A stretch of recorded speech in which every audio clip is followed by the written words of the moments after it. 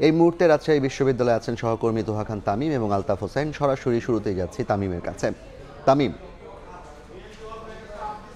রাজশাহী বিশ্ববিদ্যালয়ের হল সংসদ এবং ছাত্র সংসদ নির্বাচনের ৩৫ বছরের যে জট সেটি খুলতে যাচ্ছে আগামীকাল। প্রশাসনের পক্ষ থেকে যে সার্বিক প্রস্তুতি ভোট গ্রহণের সেটি সম্পন্ন করা হয়েছে ইতোমধ্যেই। সার্বিক যে প্রস্তুতি সেটিও কিন্তু সম্পন্ন করা হয়েছে। আমরা একটু দেখাতে চাই যে আমরা এই মুহূর্তে একটি কেন্দ্রের সামনে রয়েছি, বিশেষ করে রবীন্দ্র ভবনের সামনে রয়েছি। আমরা একটু ভেতরে ঢুকতে চাই। মোট ৮টি কেন্দ্র করা হয়েছে ভোট গ্রহণের জন্য এবং এখানে রবীন্দ্র ভবন রয়েছে, সৈয়দ ইসমাইল হোসেন সিরাজি ভবন রয়েছে, পাশাপাশি প্রথম, দ্বিতীয়, তৃতীয় এবং চতুর্থ বিজ্ঞান যে ভবন সে বিজ্ঞান ভবন রয়েছে। আমরা একটু দেখাতে চাই যে রবীন্দ্র ভবনের মূলত এখানে যে নারী শিক্ষার্থী যারা রয়েছে, নারী হল অর্থাৎ যে বিভিন্ন হল রয়েছে নারীদের, সেখানে যে বুথ ভোট গ্রহণের সেই ভোট গ্রহণের ব্যবস্থা করা হয়েছে। মূলত এই কেন্দ্রটিতে আমি একটু বলবো আমার সহকর্মীকে একটু দেখানোর জন্য যে বুথগুলো রয়েছে, সেটি হচ্ছে মূলত এই কেন্দ্রটিতে ১৫০টি বুথের ব্যবস্থা করা হয়েছে। যদিও বুথগুলোর ভেতরে বেশ বলা যায় যে বেশ জায়গাটি অনেকটা ছোট এবং এই ছোট জায়গায় মূলত ১৫০টি ছোট ছোট করে যে স্থান ভোট গ্রহণের সেটি ব্যবস্থা করা হয়েছে। মূলত একজনের জন্য বেশ বলা যায় যে ভালো ব্যবস্থা করা হয়েছে বলে এখানকার যারা প্রশাসন সংশ্লিষ্ট রয়েছেন তারা বলছেন।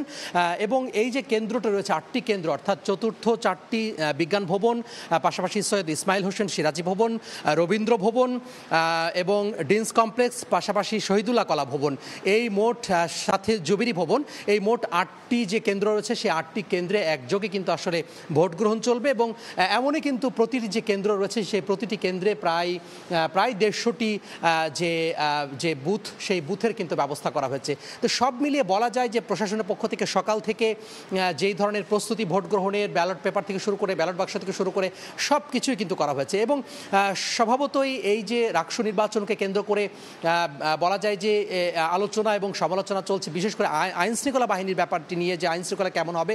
এবং আমরা দেখেছি সকাল থেকে আইনশৃঙ্খলা বাহিনী কিন্তু তৎপর রয়েছে, পুলিশ, বিজিবি সব মিলিয়ে। তো আইনশৃঙ্খলা বাহিনীর খবর জানাবেন আমাদের সহকর্মী আলতাফ হোসেন, তিনি আছেন বিশ্ববিদ্যালয়ের কাজলা গেটে।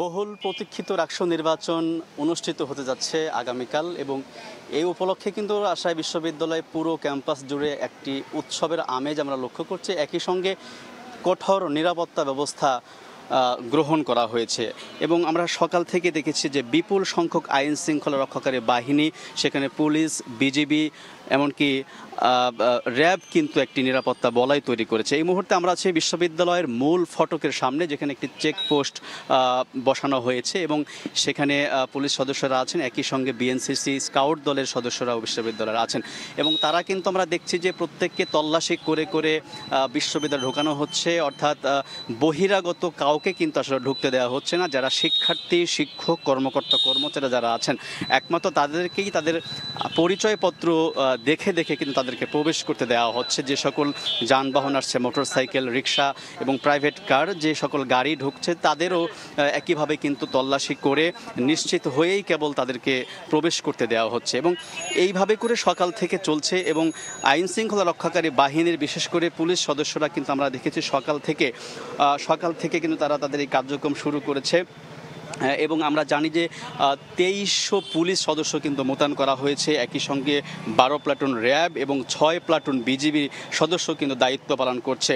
এবং নিরাপত্তা নিয়ে পুলিশের পক্ষ থেকে যেটা আমাদেরকে জানিয়েছেন যে কোনো ধরনের অপ্রীতিকর ঘটনা যেন নির্বাচনকে ঘিরে না হয় এবং কেউ যাতে বহিরাগত কেউ যেন বিশৃঙ্খলা ঘটাতে না পারে, একই সঙ্গে কেউ যেন অসৎ উপায় অবলম্বন করতে না পারে, সেই বিষয়ে তারা সজাগ দৃষ্টি রাখবেন। কোনো ধরনের ঘটনা ঘটতে দেওয়া হবে না এবং কেউ যদি কোনো বিশৃঙ্খলা ঘটাতে চায় সেটিও তারা মোকাবেলা করবেন বলে, কঠোর হাতে মোকাবেলা করবেন বলে কিন্তু আমাদেরকে তারা জানিয়েছেন। এই ছিল রাজশাহী বিশ্ববিদ্যালয় থেকে রাকসু নির্বাচনের সর্বশেষ খবরাখবর। রাজশাহী বিশ্ববিদ্যালয় থেকে আসন্ন রাষ্ট্র নির্বাচনের পূর্ব প্রস্তুতি বিষয়ে জানাচ্ছিলেন সহকর্মীরা।